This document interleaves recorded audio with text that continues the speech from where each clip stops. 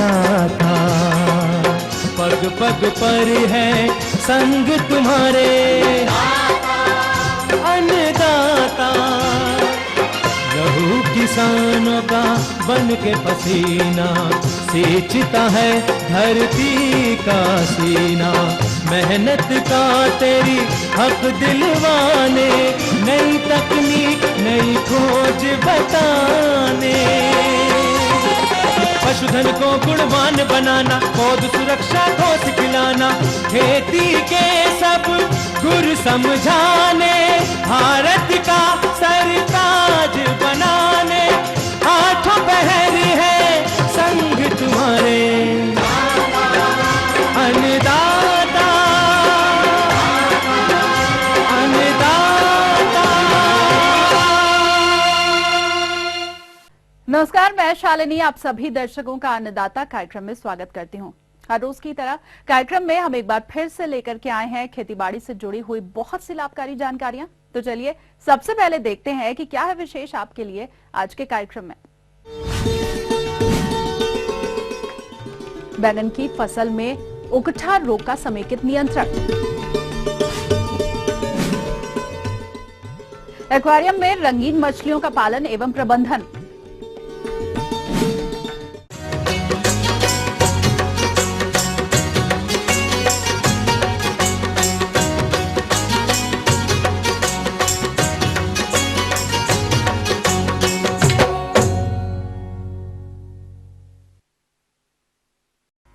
बैंगन की फसल में इस समय कहीं कहीं उकठा रोग का प्रकोप देखा जा रहा है, जिसका समय रहते अगर नियंत्रण नहीं किया गया तो किसान भाइयों को काफी क्षति उठानी पड़ती है। तो किसान भाइयों, इस रोग के क्या लक्षण हैं और आप इसका नियंत्रण कैसे करेंगे, इस विषय पर संपूर्ण जानकारी दे रहे हैं जिला दुमका के एक विषय विशेषज्ञ डॉक्टर DK सिंह। किसान भाई, अभी आपके प्रक्षेत्र पर बैगन की खेती किया गया भी है और नया रोपनी भी करने की तैयारी चल रही है। तो इस समय आप किसान भाई देखेंगे जो पहले से बैगन आप लगाए हैं या जो लगाने वाले हैं, इसमें एक कॉमन बीमारी है। वह बीमारी का नाम है जीवाणु उकठा रोग, जिसको बैक्टीरियल विल्ट भी कहा जाता है। इस बीमारी को जो जीवाणु काउज करता है उसका नाम है सीडोमोनास सोलेनेसियरम।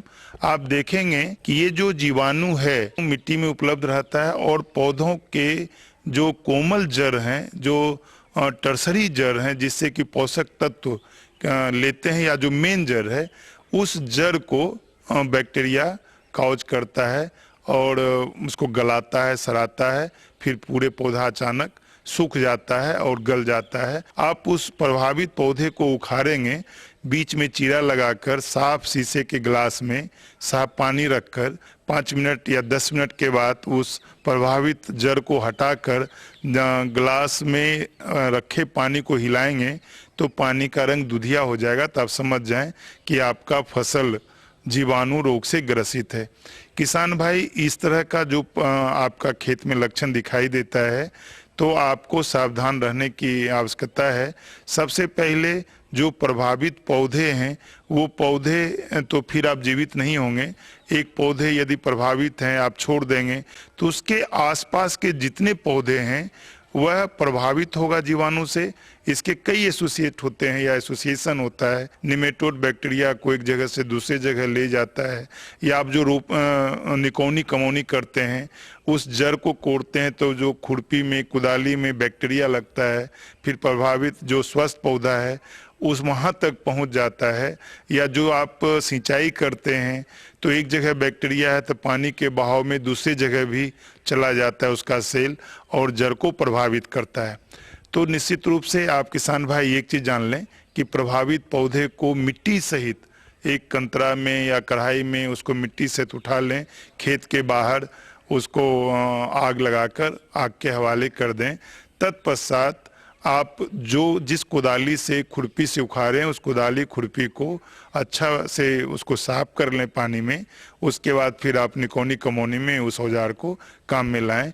उसके बाद ये ध्यान देने वाली बात है कि आप स्ट्रेप्टोसाइक्लिन और ब्लैटॉक्स 50 या फिर स्ट्रेप्टोसाइक्लिन के साथ बेविस्टिन। स्ट्रेप्टोसाइक्लिन लगभग 50 से 100 मिलीग्राम आपको देना है 1 लीटर पानी में, और 1 लीटर पानी में आपको लगभग 1 ग्राम बेविस्टिन देना है। और उसके प्रभावित पौधे या जो आपका जहां पर प्रभावित जो खेत हो गया बैक्टीरिया से, उस खेत के सभी पौधों को, जड़ को आप उस घोल से उपचारित कर दें। फिर 10 से 12 दिन के बाद आप उपचारित करें तो आपका यह रोग फैलने से रुकेगा और जो बचे पौधे हैं वह स्वस्थ होगा। इसके पहले ध्यान देने की बात यह है कि जो बैगन आप लगाते हैं उस बीज को बीज स्थली में उपचारित आप किए कि नहीं। उपचारित नहीं किए तो आगामी जब ऐसा प्रयोग करेंगे तो जरूर उपचारित करके लगाएं। बेविस्टिन के घोल में उपचारित करें, बैक्टीसाइड के घोल में उपचारित करें। उसके बाद आपको करना है कि जो जड़ उखाड़ते हैं रोपने के लिए, उस जड़ को भी आप स्ट्रेप्टोसाइक्लिन और बेविस्टिन का घोल बनाकर उसमें आप आधा घंटा जड़ को छोड़कर रोपनी करें। तत्पश्चात आप देखेंगे कि आपका फसल ये प्रभावित होने से बचा। उसके पहले यदि सस्टेनेबल टेक्निकल अपनाते हैं जिसमें कि टिकाऊ खेती होता है, कम दवा और अधिक जैविक खाद या जैविक रसायन का प्रयोग करें, तो उसमें जैसे ट्राइकोडर्मा का प्रयोग हुआ, नीम बेस्ड इंसेक्टिसाइड हुआ, ये सब का प्रयोग आप करेंगे तो आपका गुणवत्ता युक्त फसल भी होगा। तो ये थी कुछ उपयोगी जानकारियां। अब लेंगे एक छोटा सा ब्रेक, जल्द हाजिर होंगे। एक्वेरियम में रंगीन मछलियों का पालन एवं प्रबंधन।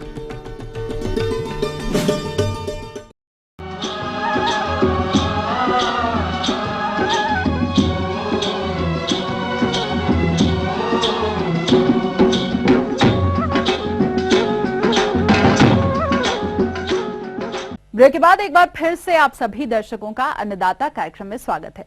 बढ़ते हैं अगली प्रस्तुति की ओर।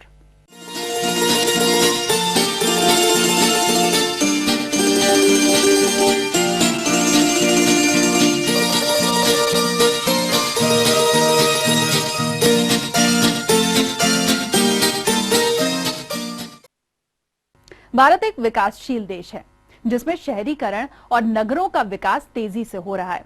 ऐसे में कई जीव प्रेमी बंधु विभिन्न पशु और जानवरों का अपने घरों में पालन पोषण करते हैं, उन्हें पालते हैं। और कई लोग ऐसे भी हैं जो एक्वेरियम में रंगीन मछलियों का पालन करते हैं, जिससे घर की शोभा तो बढ़ती ही है, साथ ही बेरोजगार युवक इन्हें बाजार में बेचकर अच्छा लाभ भी ले सकते हैं। लेकिन इनके पालन में कई खास प्रबंधन पर विशेष ध्यान देने की जरूरत होती है, जिसकी जानकारी दे रहे हैं मत्स्य महाविद्यालय ढोली, जिला मुजफ्फरपुर के डॉक्टर आर.के. ब्रह्मचारी। रंगीन मछलियाँ काफी लुभावने रूप की होती है और इसके कारण इन्हें लिविंग ज्वेल्स भी कहा जाता है। चूंकि रंगीन मछलियाँ काफी महंगी होती है, ठंड के समय में इन पर ध्यान देना भी काफी आवश्यक होता है। चूंकि गर्मी के दिनों में एक्वेरियम के पानी का तापमान 20 से 25 डिग्री के बीच में होता है, जबकि यही ठंड के समय में घटकर 10 डिग्री या उससे नीचे तक चला आता है, जो कि इन रंगीन मछलियों के लिए काफ़ी घातक होता है। अतः ध्यान देने वाली बात यह है कि शीतलहर के समय एक तो अपने एक्वेरियम को घर के अंदर रखें, जो कि बाहर के तापमान से या बाहर के वातावरण से संपर्क में ना हो। दूसरा, अपने एक्वेरियम में इमर्सन हीटर जिसमें थर्मोस्टेट लगा हुआ हो का प्रयोग करें। यह थर्मोस्टेट आपके एक्वेरियम के जल का तापक्रम 20 से 24 डिग्री के बीच में हमेशा बनाए रखेगा, जो कि इन मछलियों के लिए काफ़ी अच्छी होती है। इसके अलावा अपने एक्वेरियम फिश में एज यूजुअल अपने आहार को देते रहें, जो कि उच्च प्रोटीन वाला हो, फ्लोटिंग फीड हो, क्योंकि फ्लोटिंग फीड मछलियों के लिए रंगीन मछलियों के लिए अच्छी होती है, क्योंकि ये काफ़ी देर तक पानी में तैरती रहती है, जिसके कारण प्रोटीन सतह पर जमा नहीं हो पाती है और इनका उपयोग वो कर लेते हैं। ठंड के समय में एरेटर का प्रयोग 1 से 2 घंटे के लिए दिन के समय में ही करें।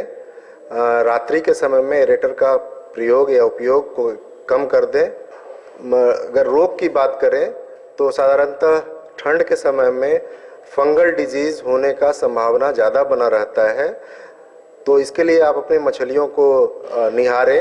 मछलियों को जब आप निहारेंगे तो आप पाएंगे कि उनके शरीर पर उजला उजला रुई के फोहा की तरह कुछ अगर दिख रहा हो, जैसे ब्रेड में फंगस लगता है तो आप दिखाई पड़ता है उजला उजला उसमें रेशा की तरह निकला हुआ होता है, वैसे ही मछलियों के शरीर पर भी ऐसा कुछ दिखाई पड़े तो आप ये समझें कि ये एक फंगल डिजीज़ है या फंगस से हुआ रोग है।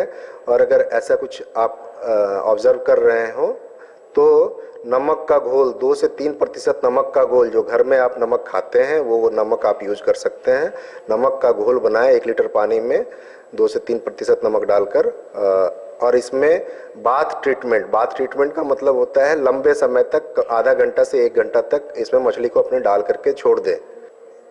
रोग की सीवियरिटी है बहुत ज़्यादा, पूरे शरीर पर अगर फैल गया हो रोग तो इसी नमक के घोल में नमक का प्रतिशत बढ़ाते जाएं। और अभी आपने शुरुआत में 2 से 3% किया था, फिर 1% इसमें बढ़ा दें, मतलब 4% हो गया। फिर 1 घंटे 2 घंटे के बाद इसको 1% और बढ़ा दें। 6-7% तक जाने के बाद फिर धीरे धीरे उसमें पानी ऐड करें जिससे नमक की प्रतिशतता घटती जाएगी। और इसी क्रम में आप अपने एक्वेरियम के जल को भी साफ कर लें। जल को साफ करने का मतलब एक्वेरियम को ही साफ कर लें, जल को फेंक दें और नया पानी उसमें रखें। पानी पानी रखने से पहले अपने एक्वेरियम को 2 ppm या 2 ग्राम प्रति लीटर KMnO4 के सॉल्यूशन से धो लें और उसके बाद फिर से पुनः पानी भरें और इसके बाद अपने मछलियों को रखें।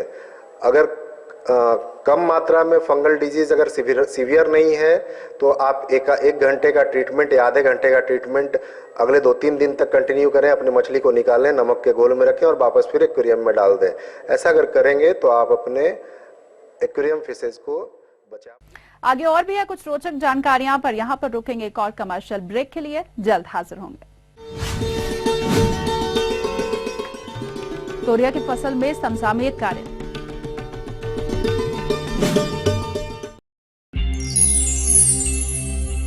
तन और मन की तंदुरुस्ती, घर की साज सज्जा या परिवार की हो सेहत का सवाल,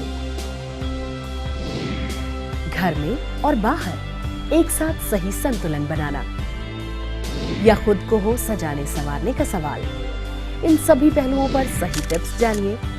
देखिए संगिनी फॉर टुडेज वुमेन, सोमवार से शनिवार दोपहर 3:30 बजे।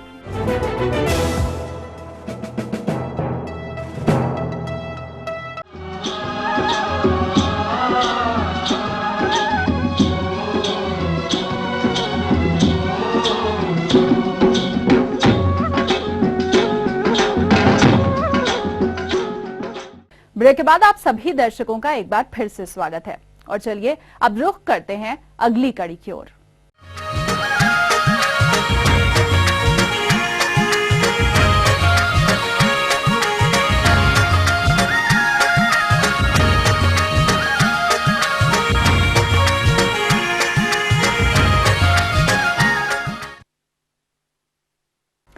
हमारे प्रदेश के जिन किसान भाइयों ने तोरिया फसल की बुआई समय से कर दी थी, वो इस फसल से अधिक उत्पादन प्राप्त करने हेतु इस समय इसमें कौन कौन से समसामयिक कार्यों को अपनाएं, इस विषय पर जानकारी के लिए आइए मिलते हैं डॉक्टर विकास कुमार से।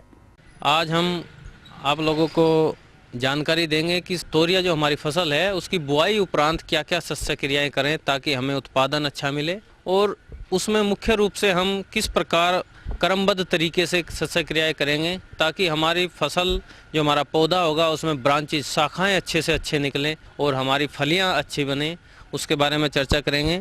सबसे पहला जो अब समय चल रहा है वो आपने तोरिया की बुआई आप पहले कर चुके होंगे, फसल खड़ी हुई होगी, लगभग 20-25 दिन की फसल आपकी हो चुकी होगी।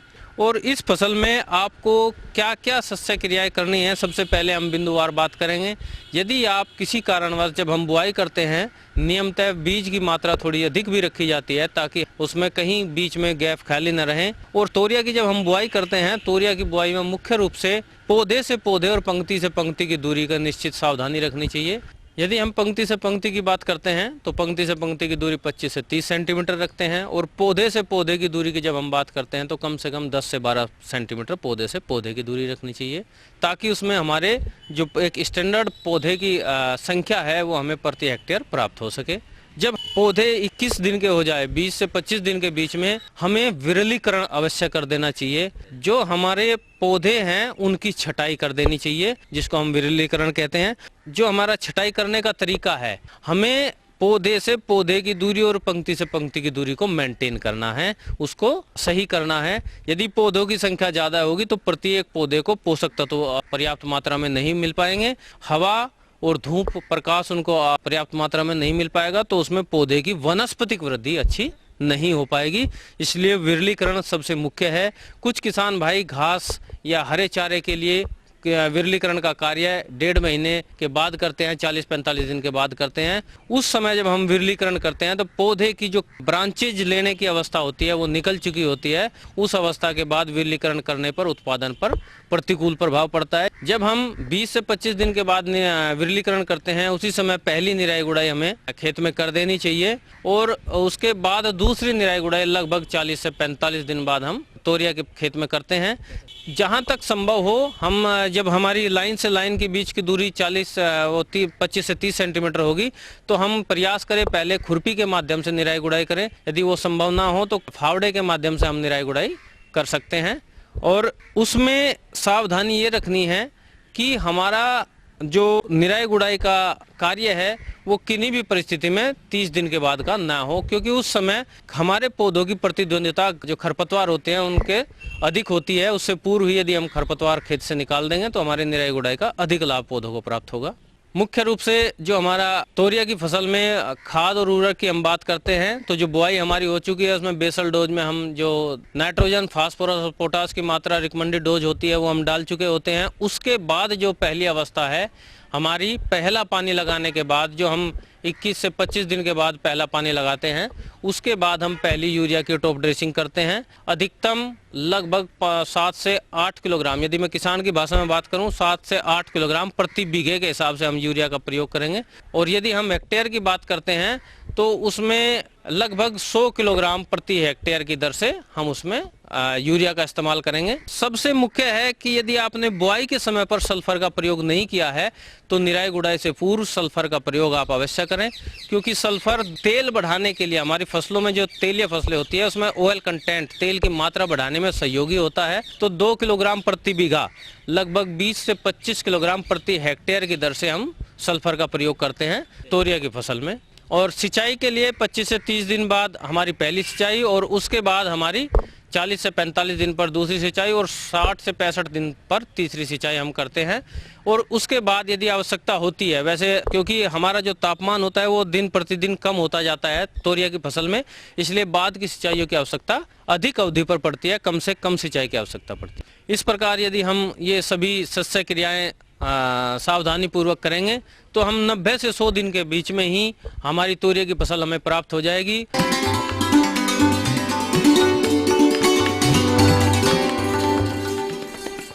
अन्नदाता हेल्पलाइन निःशुल्क फोन संपर्क सेवा के माध्यम से आपके द्वारा पूछे गए प्रश्नों में से एक या फिर 2 महत्वपूर्ण प्रश्नों को हम अपने कार्यक्रम में शामिल करते हैं। और इसी के तहत आज का चयनित प्रश्न और उसका जवाब इस प्रकार है।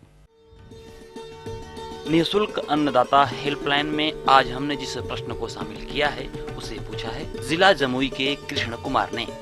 आपने भैंस की मुर्रा नस्ल के बारे में जानकारी चाहिए, तो इसके लिए देखिए कार्यक्रम का यह अंश।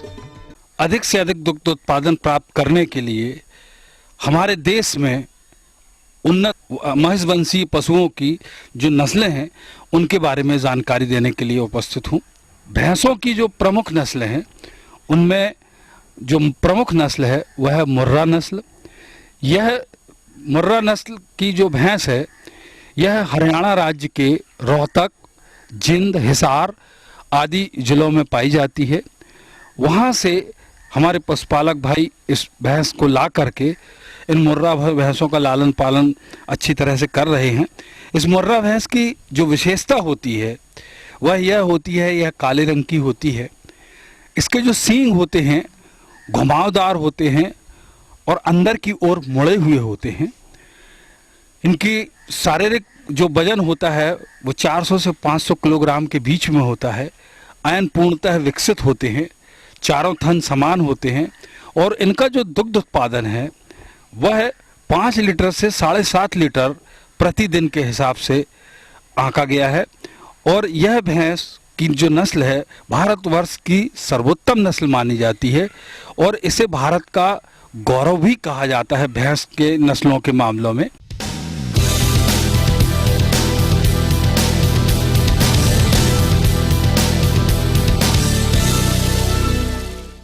राज्य की विभिन्न मंडियों में कृषि उत्पादों के चढ़ते उतरते बाजार भाव की संक्षिप्त जानकारी इस प्रकार है।